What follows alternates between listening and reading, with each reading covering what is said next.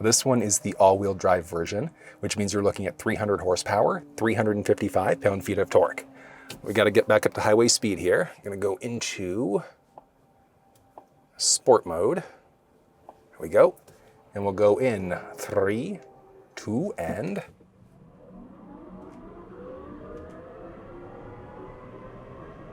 $100. All right, so while it's not the fastest EV that you're gonna find out there, the performance there, more than acceptable. Oh, that's pretty nice. And then underneath the hood here, you can top up your wiper fluid along the right-hand side. And then looking at the warranty inside of the Chevrolet world, since this is an electric, your basic is going to be a 3-year, 60,000 mile, 36,000 kilometer, with those electric components getting bumped up to 8 years, 160,000 kilometer, 100,000 miles. So you do get pretty good coverage overall. You can always increase your warranty at time of purchase if you need that extra peace of mind. But one thing that I love about electrics is you don't have to worry about maintenance as much as you'd have to for the internal combustion counterpart. So if you're the type of person where you don't necessarily maintain your cars, an electric could make sense. And it's a balance of the cost of the vehicle up front, your overall maintenance costs, and how much you're looking at for fuel versus for electric, just plugging it at home. So there are a lot of things you have to consider whether you decide to go gas or electric. I just love the power of the feature sets you're going to get inside of this ride. And it would be nice to see some frunk space, but looking at all the wiring there, if you're mechanically inclined, is kind of neat at the same time. The overall styling of the Equinox RS, I think, is sporty. It looks pretty nice. Now, there's no traditional grille, obviously, because it's an electric, but I like the way that Chevrolet's designed this. So you've got this like almost carbon fiber type of material that stretches across the middle part above the license plate. And then you can also see some air vents along the side. You're going to find LED headlamps inside of the ride, regardless of the trim level. But inside of the RS trim, there's a lit bar that stretches across underneath the hood. And lit up at night, the front end looks pretty solid. And then technology-wise, you're going to find the forward park sensing system along with a front-facing camera. So there is a full 360 cam in this ride. And one thing that I love about the GM world is the quality of the cameras. All around, especially at nighttime, they're fantastic. There's one thing I think they could upgrade, and that's being able to record using that front-facing camera and then the side and the rear cameras. Like, the cameras are there, so I think putting in a little bit of a hard drive into the vehicle where it can also record these cameras would absolutely make sense. There aren't many manufacturers that offer that, unfortunately, but that's just one gripe that I've got with most manufacturers. This one is in the Riptide Blue Metallic, and I love blue, and the color of this one I think is fantastic. Especially when you look at the RS, because you have some different exterior highlights that are blacked out. So glossy black all over the place with this blue, I think looks incredibly sharp. You will find the Equinox EV either front wheel or all-wheel drive. This one's the all-wheel drive variety, but the question of do you go front wheel or all-wheel is gonna depend on you. Because I'm in Canada, so I would go all-wheel drive, but if you want more range, then front-wheel drive makes the most sense. If you want more power, then the all-wheel drive version makes more sense. So it's a delicate balance there. You got to figure out what's important for you. But let's try a little bit of handling here, responsiveness. Nice and responsive. Yeah, that's fun. And let's do a little 180. Turning radius. Not bad. All right, and it's a fun little electric. There are a series of different wheel sizes inside of the ride, with 19s inside of the lower trims and then 21-inch blacked out wheels when you get inside of the RS. And then looking at the overall range inside of the ride, front wheel drive is going to get you further than all-wheel drive. So you're maxing out at 319 miles or 513 kilometers. With your range in the all-wheel drive model maxing out at 285 miles or 459 kilometers. So if you need the best possible range, go for the front-wheel drive version. But if you're in northern states or Canada like me, where we get snow a couple months out of the year, I would say pony up for all-wheel drive. You get better traction in the wintertime, and you get way more power in comparison too. Charging for the Equinox EV is done just along the driver's side. It's got support for level 1, level 2, and for level 3 DC supercharging, with the charge rates varying depending on how you have the vehicle configured. You are going to find a 20-foot charge cable right from the factory, and it's got support for level 1 and for level 2. And you can easily swap out the tips going one way or the other. Level 2 as a default, you're going to be able to charge up to 11.5 kilowatt, but there is the option of upgrading to 19.2 for that level 2 charge. And then with level 3, you're maxing out at 150. Whether you even decide to look at a level 2 charge station at home is going to depend on how often you're driving, because this technically has a usable 85 kilowatt hour battery. There's been some testing done where it's shown that it goes up to 90 to 94-ish, somewhere in that ballpark, but you do get pretty good range inside of this ride. So it's different for front wheel versus all-wheel drive. Front wheel is going to give you the best possible range. All-wheel gives you the most power, so there's a delicate balance there. At a default, let's say if you only have a level 1 charger at home, so just a regular wall plug, you're going from 0 to 100 in about 85 hours, so a little over 3 days. With the default 11.5 kilowatt level 2, you're going to be charging it from 0 to 100 in about 8 hours.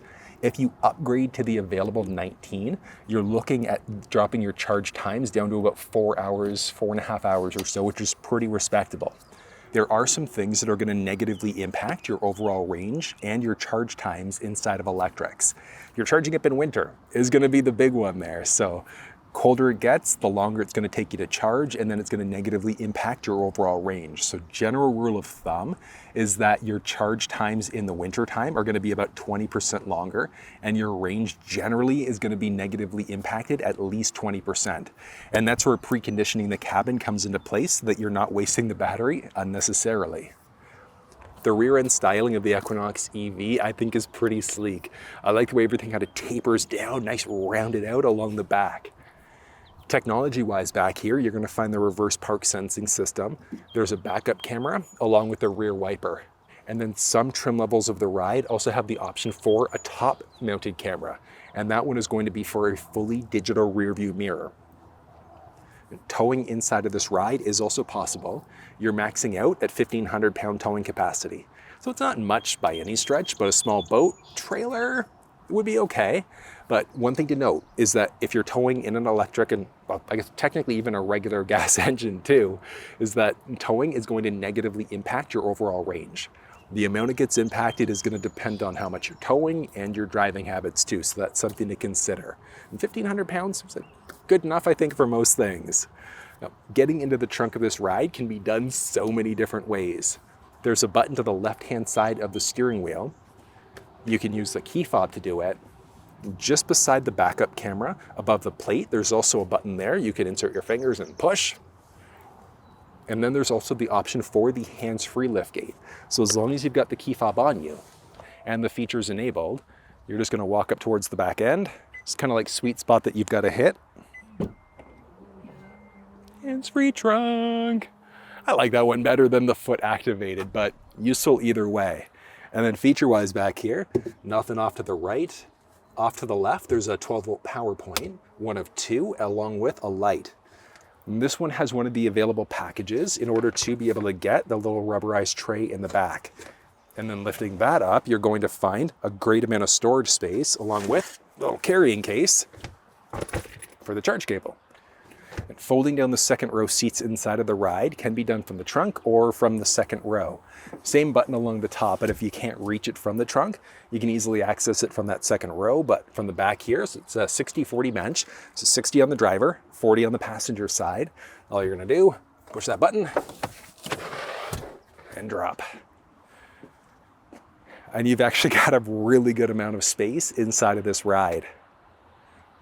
The cargo measurements that you're looking at here, the ones specifically behind the first row, those go from right where that trunk door would close to just in behind the little armrest between the first row seats. So if the driver's seat, passenger seat were forwards or backwards, you'd gain or lose a little bit of extra space, but plenty spacious. There is a walkaway lock feature inside of this ride. So as long as the fob's on you, start walking away, and it's going to automatically lock the doors for you.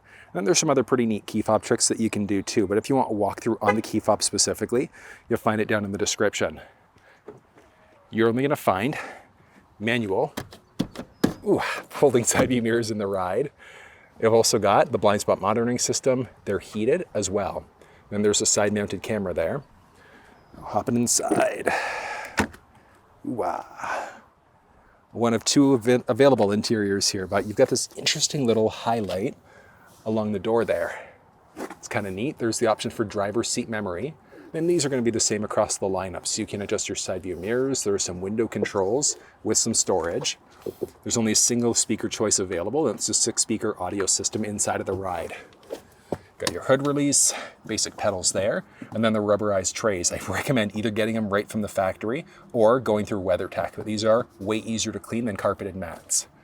Then you've also got 12-volt power point down there with some storage. Seats there are pretty neat. Power adjustable seats for the driver's side with the option for power adjustable on the passenger. And taking a look at the space here on the inside. So hold on, wait for this to start up here. With the driver's seat, there we go, as far down as it's gonna go. Up overhead, I've got 3.5, teetering on like 3.75 inch headspace. So I'm 6 feet tall, so if you're 6'4", you'll probably comfortably be able to sit inside of this ride. Seat's nice and comfy too. And then if you look, so the material here, it's like a mix. So it's like a faux leather seat with a little cloth insert. And since this is the RS, got a unique highlight there too. One thing you might have noticed is when I first got in, the vehicle just turned itself on. So you tap the brake in order to start. There's no traditional start-stop button anywhere. You can permanently keep it, well, not permanently, keep the vehicle on for up to 60 minutes though, if you'd like to. Because if you didn't touch that button, open up the door, the car would turn off. But this is feature loaded. And if you want walkthroughs though, you want to know how to use the steering wheel buttons, go through the cluster or the infotainment, you'll find walkthroughs down in the description. At a minimum, you'll at least have traditional and adaptive cruise with the option for hands-free super cruise. You're also going to find the option for a head-up display inside of this ride. The infotainment system here is feature packed. You've got, unfortunately, no support for Android Auto, Apple CarPlay, but you can easily hook up a phone inside of this thing. On top of that, we go here, yes, basic phone, it is Google based. So you've got Google Maps as your available option here. You've got digital climate controls that you can control using your voice, but down low, you still have traditional dials and knobs and buttons too. So I know some people aren't crazy about everything being digitized. So it's nice that Chevy kind of listened and you've got actual buttons there. You'll find the option for a wireless charge pad. There are 2 USB Type-C charge ports with some cup holders there. The armrest, good amount of space there. Down low, you saw there, good amount of space with a 12-volt power point. The glove box in the ride, non-lockable. There's a good amount of space in that box. Basic design for the dash there. Yeah, I like that little highlight. It's kind of neat. Probably end up wrapping it with faux carbon fiber anyways, but neat. Overhead from there, you've got an auto-dimming rear view mirror. So if somebody's flashing their high beams out at you later on at night, it's going to dim out completely. Then from there, fully digital rear view available as an option here too. So you can adjust the brightness, zoom in or out, move up or down too. Or let's go back to that old school view. From there, you've got your tow mode, SOS mode, 4-way blinkers, and then you're going to find the option for a panoramic sunroof. So, well, technically dual panes because it doesn't go all the way back, but I mean, it's better than just one that opens here, right? That's nice. Then you can create a little, oh, there we go, pop it right open. Look at that little bug guard. That's beautiful. So single button press opens it up most of the way. Secondary press is that last little bit. That's nice. Yeah, it just opens things up in the car so nicely. Overhead from there, you're going to find a little ticket receipt holder on the outside, not on the inside though. And then there's a vanity mirror that has some lights built in there. And this little feller, oh yeah, stretches out. That's blocking all of the sun. It's going to hit your face.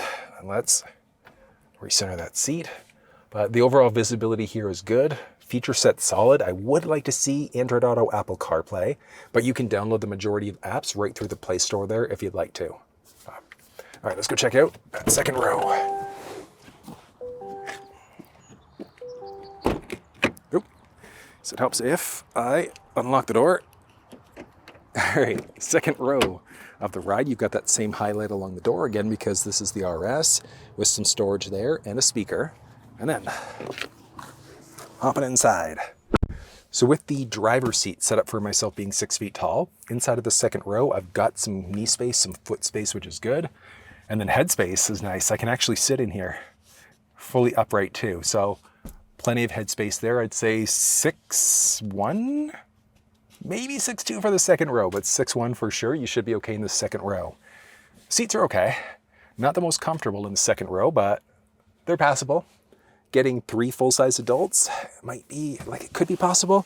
So look here. Yeah, I mean, that's not too bad.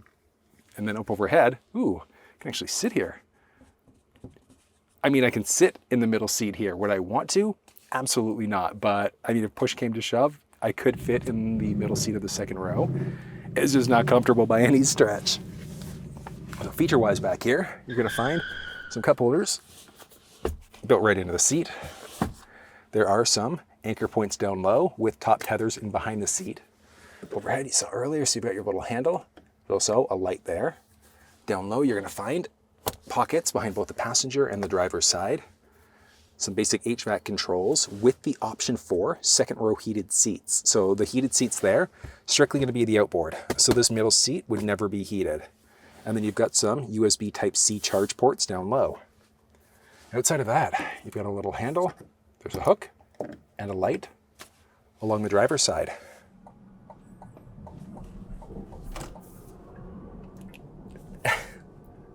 Like the pickup and go. It's electrics though. The torque, instant torque is so good.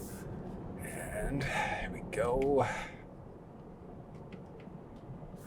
So far, I really enjoy this car. Equinox EV, the regular Equinox is good. So when Chevrolet announced that they were making an electric version, curious what they could accomplish, and said no complaints yet. It's been outside of no Android Auto, Apple CarPlay, but let's go ahead. Do some on-route handling here. Power. That's acceptable power. Oh, that's pretty good. I love that there's the option for the full hands-free Super Cruise feature inside of the ride. So it's optional. You have to get one of the advanced assistant packages to get it.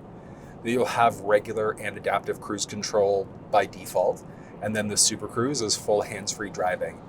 If you're the type of person where you spend any amount of time on highways, interstates, doing regular driving, I would absolutely recommend looking at the Super Cruise package. It's the regular lane keeping system you'll find inside of the ride is okay.